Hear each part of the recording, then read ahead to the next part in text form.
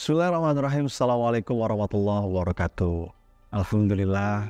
Allahumma salli wa sallim wa barik ala Muhammad wa ala alihi wa ashabihi ajmain. Teman-teman sekalian, kita jumpa lagi kali ini di episode kelima. Masih dalam satu bahasan yang kami beri tajuk Letter to Qalbu atau pesan untuk hati. Dan di bagian kelima ini kita akan mengupas tentang rezeki. Kenapa? Karena ini satu bab yang sering membuat kita gelisah. Bagaimana pesan-pesan penting untuk hati terkait dengan rezeki agar jiwa kita tentram. Saya ingin mulai dengan sebuah pesan yang begitu indah dari Imam Hasan Al-Basri dalam sebuah kesempatan. Beliau mengatakan, "Aku tahu rezekiku tidak akan bisa diambil orang. Karena itu hatiku pun tentram. Dan aku juga tahu amalku tidak akan bisa dikerjain sama orang. Karena itu aku pun sibuk beramal." Ini kalimat indah banget teman-teman, karena ini tentang bagaimana kita menempatkan, mengalokasikan fokus perhatian dan menempatkan kekhawatiran kita pada tempat yang semestinya. Untuk urusan rezeki harusnya kita tentram. Kenapa? Karena yakin rezeki kita nggak akan diambil orang. Dialah Allah yang maha mencukupi. Dan lagi pula, sahabat sekalian, persoalan rezeki itu bukan persoalan banyak atau sedikit, tapi persoalan lapang atau sempit. Saya ulangi, persoalan rezeki bukan persoalan banyak atau sedikit, tapi persoalan lapang atau sempit. Banyak itu nggak sama dengan lapang. Kita mungkin bisa punya banyak, kita boleh punya banyak, tapi perkara kelapangan ini udah perkara kualitas. Ini sudah perkara keberkahan. Jadi banyak sedikit dan lapang sempit ini dua hal yang berbeda.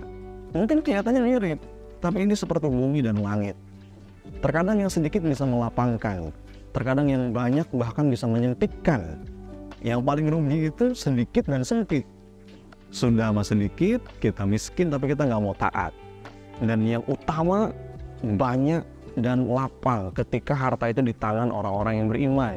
Sayyidina Utsman, Sayyidina Abdurrahman bin Auf. Jadi lagi-lagi titik tekannya ada pada kelapangan, bukan tentang banyak. Jadi bagi orang yang beriman, wahai hati-hati yang beriman, jumlah angka itu nggak pantas jadi sebab kegelisahan kita. Kenapa? Angka ya cuma angka.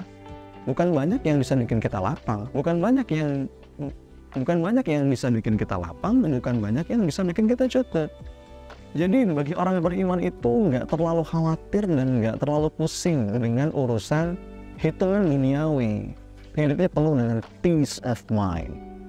Angka cuma angka, 1 juta, 100 juta, 10 miliar, 10 triliun, itu angka. Jaminan kecukupan dan kelapangan datangnya dari Allah Ar-Razzaq, Tuhan yang maha memberi rezeki. Jadi saat kita punya mental kayak gini teman-teman sekalian, kita nggak akan berkecil hati. Saat kita yakin rezeki kita nggak akan diambil orang. Walaupun secara logik nggak mungkin kita bisa menggapai sebuah mimpi karena keterbatasan yang kita miliki, orang beriman itu akan tetap bergerak dengan penuh ketenangan karena dia yakin yang bisa membuatnya sampai pada apa yang diimpikan itu bukan persoalan angka, tapi persoalan keberkahan dalam usahanya. Contoh, taruhlah ada pedagang kecil yang penghasilannya sedikit, tapi dia punya mimpi bisa berangkat umroh haji.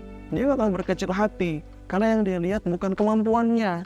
Dia yakin yang bisa nganterin dia ke tanah suci itu Allah. Jadi angka itu tidak menjadi sebab kegelisahan. Itu poinnya, mentalitas keimanan dan tauhid. Maka yang perlu kita kejar bukan cuma banyak dalam konteks rezeki, tapi kejarlah berkah dalam prosesnya. Jangan merasa aman dengan apa yang kita miliki, tapi sebaliknya, jangan juga merasa kecil dengan apa-apa yang dengan kita miliki. Allah itu punya banyak jalan untuk mengantar rezeki kita atau menutup rezeki kita. Jadi banyak yang kita miliki itu bahkan bisa jadi sumber kemelut hidup tuh, kalau nggak disertai dengan keberkahan. Bagaimana mengejar berkah itu? Menjaga Allah dalam perjalanan, melibatkan Allah dalam setiap langkah, membawa Allah dalam setiap aktivitas kita. Apapun yang kita inginkan, kita bawa dalam sujud, kita bawa dalam setiap harap munajat kita. Kita pastikan halal dari hulu ke hilir. benar caranya, dan berdampak manfaat bagi sesama. Tentramkan hati kita untuk urusan banyak atau sedikit. Sibukkan saja diri kita untuk memastikan bahwa apa yang kita lakukan, apa yang kita usahakan, itu penuh dengan keberkahan, jadi amal kebaikan. Insya Allah. Mari kita tegaskan beberapa hal lagi teman-teman sekalian. Pesan untuk hati terkait rezeki. Rezeki itu tidaklah sebatas hitungan rupiah. Rezeki itu bukan sebatas tumpukan barang-barang mewah. Bahkan rezeki itu bukan tentang apa yang kita miliki, tapi rezeki itu adalah apa yang tentang kita nikmati. Rezeki itu adalah persoalan rasa, nikmat yang kita rasa. Gaji yang sama, profit yang sama, nominal yang sama, itu bisa beda atau kenikmatan dan rasanya bagi orang yang berbeda, betul nggak? Mungkin kayak ini terjadi. Dua orang punya gaji sama, angkanya sama, yang dia bawa pulang sama, nominalnya sama, tapi berkahnya bisa beda, rasanya bisa beda. Itu logika sederhana. Jadi rezeki itu adalah jaminan, rezeki itu adalah ketetapan. Cara menjemput rezeki itulah ujian, dan bagaimana sikap kita terhadap ujian itu akan menentukan nikmat yang kita rasa. Sikap kita itulah yang akan menentukan berkah atau tidaknya rezeki kita. Karena banyak loh di antara kita yang mungkin penghasilannya ratusan juta setiap bulan, tapi sebenarnya rezekinya nggak sebanyak itu. Apa contohnya? Dia punya uang mungkin ratusan juta, tapi dia nggak bisa makan yang manis-manis. Kenapa? Oh, diabetes. Dia nggak bisa makan yang gurih-gurih. Kenapa? Kolesterol. Dia nggak bisa makan yang asin-asin sedikit karena hipertensi. Kelihatannya berlimpah, tapi sebenarnya Allah sudah mulai mencabut dan membatasi rezekinya. Rasa nikmatnya sudah dikurangi. Jadi teman-teman sekalian, pesan untuk hati terkait rezeki.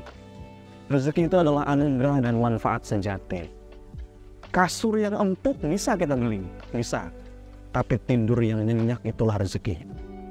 Makanan yang paling mahal, di restoran yang paling mahal, bisa kita beli. Tapi lezatnya makan itulah rezeki. Rumah yang mewah bisa kita beli. Tapi ketenangan di dalamnya, kedamaian di dalam rumah itu, itulah rezeki. Maka rezeki itu sama sekali bukan apa yang sanggup kita beli. Bukan tentang apa yang kita kuasai. Tapi rezeki itu adalah nikmat yang kita rasa. Ada banyak nggak kisah orang-orang yang bekerja siang malam, dia nabung uang sampai miliaran. Tapi setelah uang itu udah terkumpul di rekeningnya, rapi tertulis dalam saldonya, habis jatah umurnya. Ayo, pertanyaan saya sekarang, itu rezeki siapa? Dia meninggal dunia bahkan belum sempat menikmati apa yang dia susah payah himpun ketika dia hidup. Makanya rezeki itu bukan tentang apa yang kita rasa milik kita, tapi apa yang kita nikmati. Makanya benar kata Rasulullah dalam sebuah hadis riwayat Imam Muslim, sebenarnya rezeki itu tiga. Satu, apa yang kita makan sampai habis. Dua, apa yang kita pakai sampai usang. Dan yang ketiga, apa yang kita sedekahkan sampai itulah yang menjadi milik kita seutuhnya. Selain yang tiga itu akan kita tinggalkan untuk orang lain atau akan lenyap. Jadi belum tentu apa yang kita anggap itu milik kita itu rezeki kita. Contoh, sekarang Bapak Ibu teman-teman yang dirahmati Allah buka kulkas. Coba dibuka kulkas di rumahnya. Itu pertanyaan saya, ada makanan ya? Itu rezeki Anda bukan? Rezeki Anda bukan? Jawabannya belum tentu. Sampai itu Anda makan, ya, masuk ke dalam tubuh, membentuk sel-sel, membangun tulang, mengganti organ-organ tubuh yang rusak, maka itulah rezeki kita, memberikan kita energi untuk beribadah. Tapi bisa jadi itu rezeki anak kita, rezeki istri kita, rezeki kucing mungkin. Jadi yang pertama kata Rasulullah, apa yang kita pakai sampai usang. Yang ketiga, apa yang kita sedekahkan di jalan Allah. Nah, inilah yang kekal abadi, dan ini akan menjadi milik kita secara utuh. Ini yang akan membawa keberkahan dan mengantarkan semua yang ada menjadi nikmat yang kita rasa. Sekali lagi, rezeki itu bukan tentang apa yang kita miliki, tapi tentang apa yang kita nikmati. Tentang keberkahan yang terasa menyejukkan hati. Masalahnya sekarang ini berkah itulah yang hilang. Karena kalau rezeki, setiap kita ada bagiannya. Kalau rezeki, setiap kita ada jatahnya. Tapi terkadang keberkahan yang hilang dari rezeki kita. Beberapa cerita, ada orang sudah bekerja siang malam, berangkat gelap, pulang gelap. Gajinya juga nggak kecil kalau dilihat dari angka. Tapi nggak tahu kenapa terasa kurang terus. nggak pernah cukup, utang nggak beres-beres, cicilan lagi, merenggut ketenangan. Belum lagi keberkahan waktu, nggak pernah punya waktu buat bercengkrama dengan keluarga. Cuman sekedar bincang-bincang sama anak, dari hati ke hati bersama pasangan, nggak ada waktu. Apalagi waktu untuk Allah. Nggak pernah sempat membaca Quran, nggak pernah ada waktu untuk datang di majelis ilmu. Sibuk terus. Nggak sempat sholat tepat waktu di masjid, padahal jarak rumah dengan masjidnya dekat. Semuanya buru-buru. Berangkat kerja buru-buru, pulang kerja buru-buru, di lampu merah buru-buru, beribadah buru-buru, berdoa buru-buru. Apa yang sedang dikejar? Kenapa keberkahan itu seakan hilang? Makan buru-buru gitu ya. Sampai kita susah sekali menikmati setiap momen yang ada dalam hidup. Sering bingung, sering gelisah, sering resah, dikejar-kejar rasa takut, kekurangan, dikit-dikit takut, dikit-dikit cemas. Tekanan hidup dari berbagai macam sisi bikin kita sesak. Tekanan pekerjaan, tekanan dalam rumah, keluarga yang harusnya jadi penyejuk hati itu malah jadi sumber masalah. Maka ini yang perlu kita evaluasi, ini jadi bahan muhasabah kita. Udah jadi keberkahan itu yang hilang. Dan berkah itu apa sih teman-teman sekalian? Berkah itu banyak definisinya. Ada salah seorang ulama yang mengartikan al-barakah tuzinukum fi ta'ah.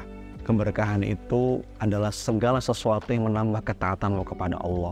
Jadi kalau kita mengukur sesuatu itu berkah atau tidak, sederhana saja. Apakah dengan sesuatu itu bertambah ketaatan kita kepada Allah? Maka itulah keberkahan. Kalau dalam KBBI, berkah itu karunia Tuhan, karunia Allah yang mendatangkan kebaikan bagi kehidupan manusia. Jadi nggak peduli sebanyak apapun, setinggi apapun mungkin karir, profesi, jika nggak punya manfaat bagi kehidupan manusia, boleh jadi itu nggak masuk ke dalam kategori berkah.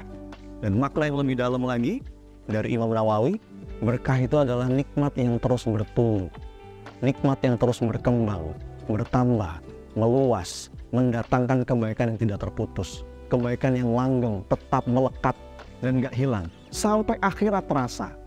Jadi umur yang berkah itu bukan tentang muda atau tua, tapi seberapa besar usia itu bisa menghadirkan manfaat. Uang yang berkah itu bukan tentang banyak atau sedikit, tapi seberapa banyak uang itu bisa memberikan manfaat.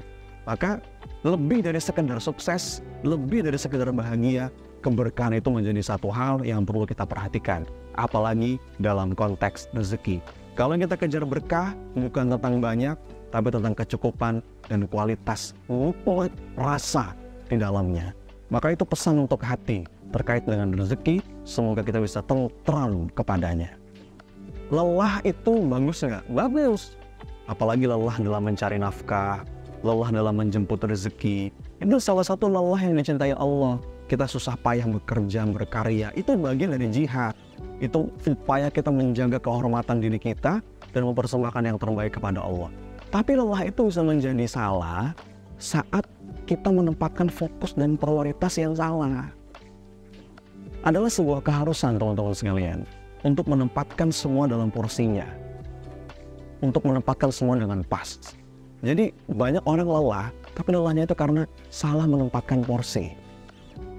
Bagaimana misalkan dalam Quran surat Al-Jumu'ah ayat ke-9, untuk urusan mengingat Allah kita diperintahkan untuk berlari, bersegera. Dalam Quran surat Az-Zariyat ayat ke-50, untuk menuju Allah kita diperintahkan bersegera. Dalam Quran surat Ali Imran ayat ke-133, untuk menggapai ampunan Allah kita diminta untuk bersegera. Dalam Quran surat Al-Baqarah 148, untuk melakukan kebaikan perintahnya adalah berlomba-lomba. Tapi untuk urusan dunia perintahnya itu berjalanlah. Jangan-jangan selama ini kita merasa lelah karena kita berlari mengejar dunia. Pada sejatinya kalau kita fokus kepada Allah, fokus pada keberkahan, jalan Allah buka, semua Allah cukupi.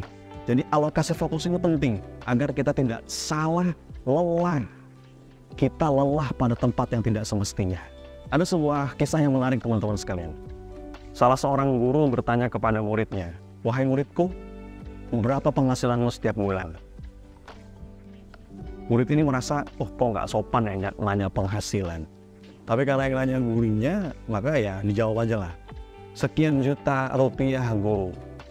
Gurunya nanya lagi, "Apakah jumlah itu akurat setiap bulannya?" Lalu kata muridnya, "Iya guru, memang penghasilanku segini sebulan." Lalu ada sebuah statement dari sang guru. Dia mengatakan, "Kalau akurat, itu artinya kamu belum cukup taat. Kenapa? Karena kalau kamu taat, seharusnya hitunganmu tidak akurat. Orang-orang yang taat itu akan banyak dikejutkan dengan rezeki dari jalan yang tidak diduga, rezeki dari jalan yang tidak disangka. Ini kalimatnya indah banget. Indah banget teman-teman sekalian. Jadi masalah rezeki itu sangat berhubungan erat dengan pemilik langit dan bumi. Wa fis samaa'i rizqukum wa ma tu'adun. Dan di langitlah terdapat sebab-sebab rezekimu.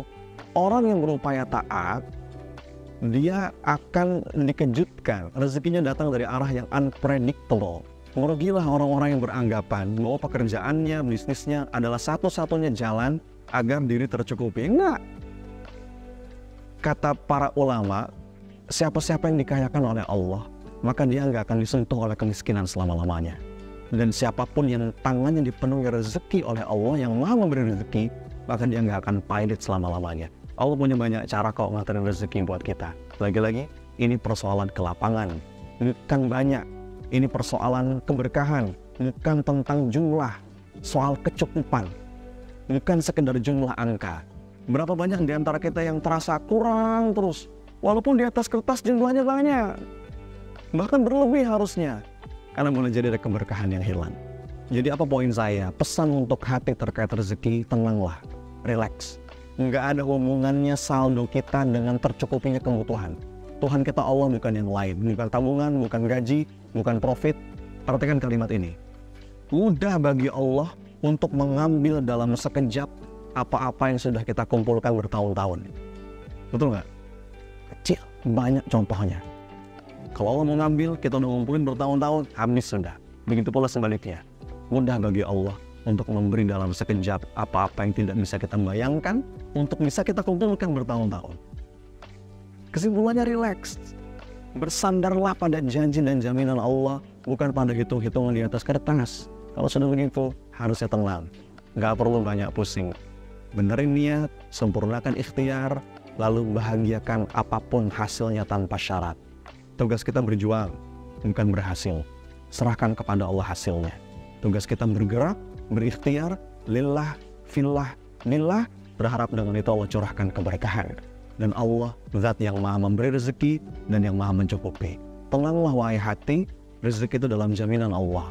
Kita itu sering salah khawatir. Kita sering khawatir untuk hal-hal yang sudah dijamin, tapi kita malah mengabaikan hal-hal yang belum dijamin. Urusan rezeki itu salah satu yang sudah dijamin sama Allah. Wa ma min dabatin fil ard illa 'alallahi rizquha. Bahkan binatang melata saja dalam jaminan Allah. Apalagi manusia yang Allah ciptakan dengan sebaik-baiknya bentuk. Maka kalaupun kita mau khawatir, yang kita khawatirkan adalah jangan-jangan berkah itu hilang dari rezeki saya. Kalau rezeki nggak usah dikhawatirkan, semua dapat. Yang perlu kita khawatirkan keberkahan yang hilang. So teman-teman sekalian, kenapa sih tema tentang rezeki ini saya masukkan juga ke dalam rangkaian episode Letter to Kolbu? Karena banyak di antara kita yang begitu cemas, begitu khawatir ketika mencari rezeki. Bahkan Allah tidak sedikit juga yang rela menggadaikan dirinya, menghinakan dirinya. Kita sekarang sedang hidup di kondisi, di zaman yang penuh dengan persaingan, pergulatan, yang seakan membawa kita untuk berjibaku, mencari nafkah. Banyak banget orang-orang yang melewati pagi harinya dengan wajah yang tegang, wajah yang panik. Tapi bagi mereka yang tahu Allah sang pemberi rezeki, maka sandarannya, tujuannya adalah Allah. Terus menyempurnakan ikhtiar, tapi berupaya juga untuk terus dekat dan bertawakal kepada Allah. Itulah kunci. Karena dengan kita mendatangi Allah saja, segala kebutuhan akan terpenuhi. Keyakinan atas hal inilah yang perlu kita bawa. Bukan untuk menafikan peran ikhtiar. Ikhtiar adalah sebuah prasyarat mulia untuk mendapatkan nafkah dan menjemput rezeki. Para nabi pun tetap ikhtiar, tapi tekanan utamanya pada ketaatan kepada Allah. Jadi kefahaman akan hal ini akan membuat setiap upaya ikhtiar fisik kita dengan menggunakan akal kita disempurnakan dengan tawakal kepada Allah. Kita tumpahkan tenaga kita, pikiran kita, hati kita berikhtiar setiap hari, tapi mulut kita yakin yang menjamin kita, tempat kita bergantung adalah Allah. Mental seperti itu akan membuat kita nyaman dalam menjemput rezeki, dan mudah-mudahan terjaga dalam ketaatan, dan dengan itu keberkahan meliputi rezeki yang Allah berikan. Mudah-mudahan pesan untuk hati terkait rezeki ini ada manfaatnya. Terima kasih teman-teman sekalian, dan saya berharap rangkaian seri e-course A Letter to Qalbu ini ada manfaatnya dan semoga Allah ridha. Hatur nuhun. Assalamualaikum warahmatullahi wabarakatuh.